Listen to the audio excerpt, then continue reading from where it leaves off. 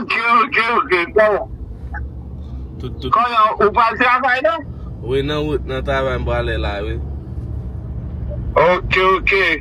Comment va cette semaine là même? Bon, c'est maintenant t'es bien, oui. C'est maintenant t'es bien, et tout va. Ok. Et vous-même? Eh ben non, là, grâce à Dieu, nous va plus mal. Oui, on compte entendre ça.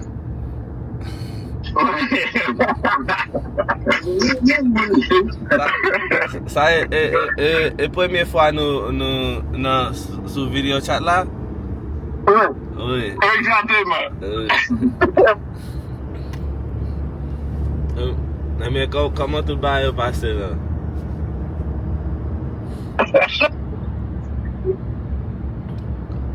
Comment tout va passer? Qui ça va régler là? Ah, on connaît. Pas de mouvement, nous chita, il y a tête en bas. Oui. Qui va arrêter? On est à sa province, il n'y a pas de la ville. Ok. Toute famille était en province? Il y a en province, nous quittons la capitale là. Oui. Bon, capitale là, tête en bas net. Tête en bas. Oui.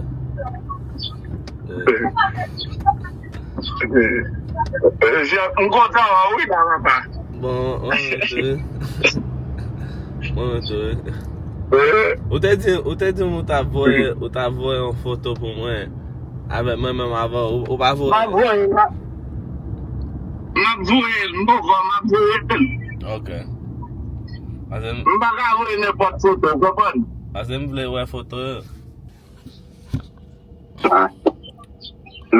Moi, si elle a pas bon là. Oui, c'est comme ça. Eh bien, je ne vais pas continuer à parler. Eh bien, ok. Vers qui l'a plagué là? Bon, on l'a à 8h. 8h du soir? Oui. Oh, eh bien. Passez bonne journée, monsieur. Oui, on m'a dit. Ok. Comment dit garçon? Comment attendez? Oui, on l'a, ou même. Ah,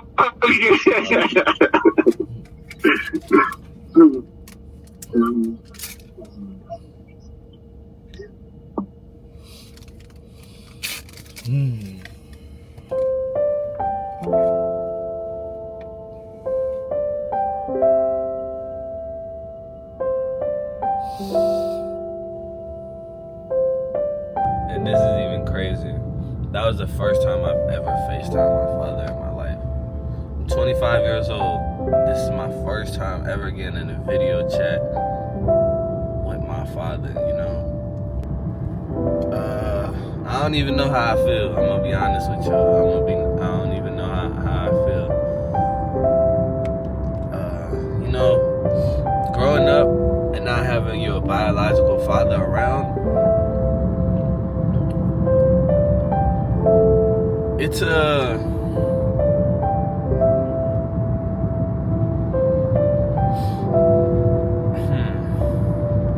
don't want to make it seem like I've had the hardest upbringing or whatnot, but for those that don't know, I'm from Haiti.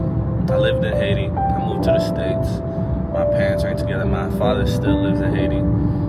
Grew up without him, but growing up without a father is something that is, for a black male in America, it's very difficult. And the reason I say that it's difficult is not more about struggles, like physical struggles and things like that, but I'll say the main thing that you'll probably deal with, at least what I experienced growing up, and still to this day, is more of a identity thing, right? I'm 25 now, man. It took a lot to work, a lot of internal work, a lot of soul searching and finding to really figure out who I am and who I want to be in this world and what I want to stand for, you know?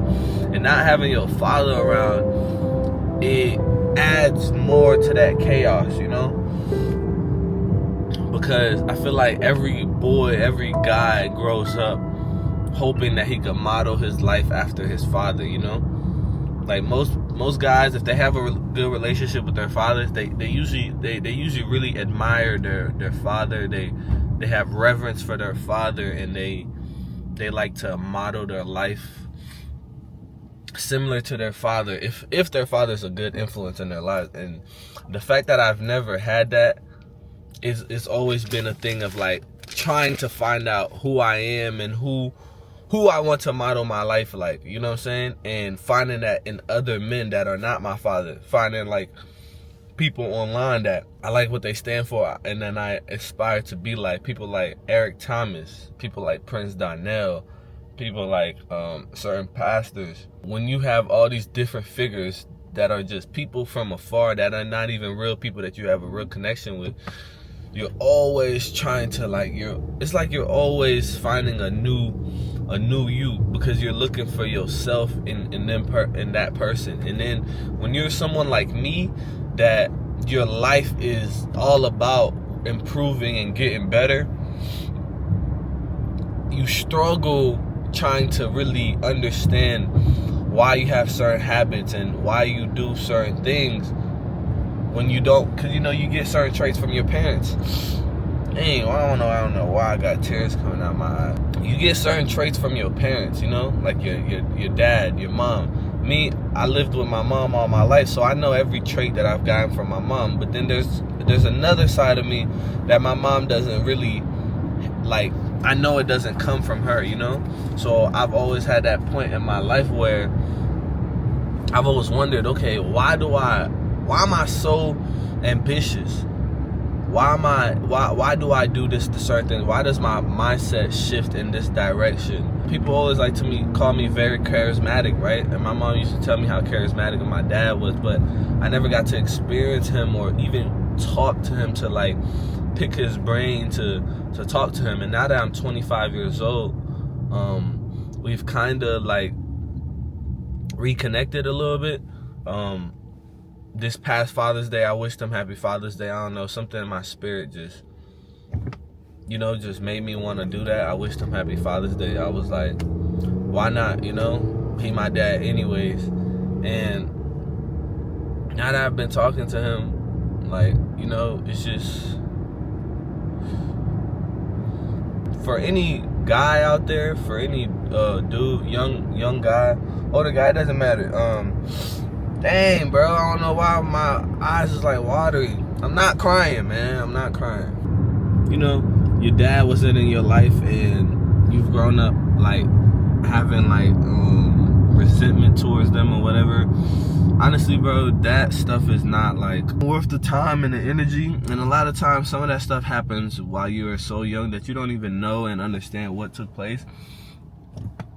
And you know, God has showed us grace. God has showed me grace. So it's always good to show them grace, you know? And I just want to tell you, like, keep finding yourself, whether your dad is in your life or he's not. Keep waking up and showing up for yourself. Do it for you. And always remember this, right? And I'll tell you this story. You probably heard this before. There was two boys, right? One of them grew up to be a drug addict, and another one grew up to be a successful businessman. They asked both brothers who lived in the same household, like, how did they turn out? Like, kind of like, how did they turn out how they turned out, right? And all of them said they watched their father.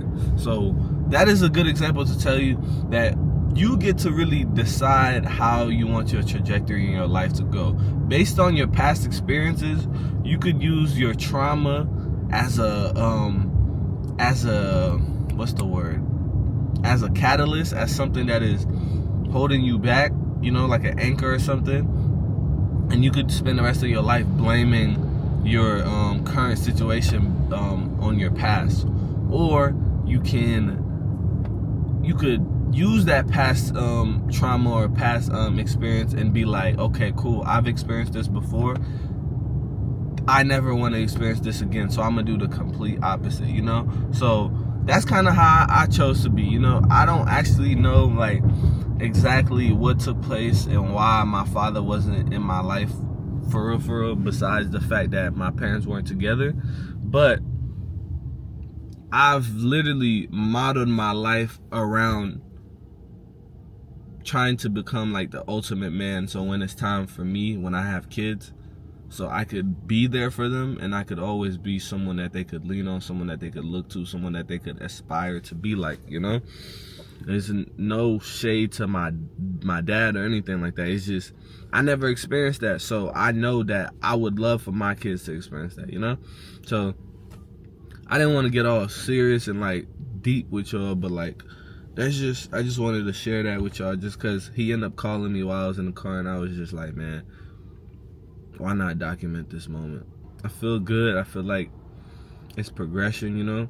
And it's a little difficult too, because it's a language barrier.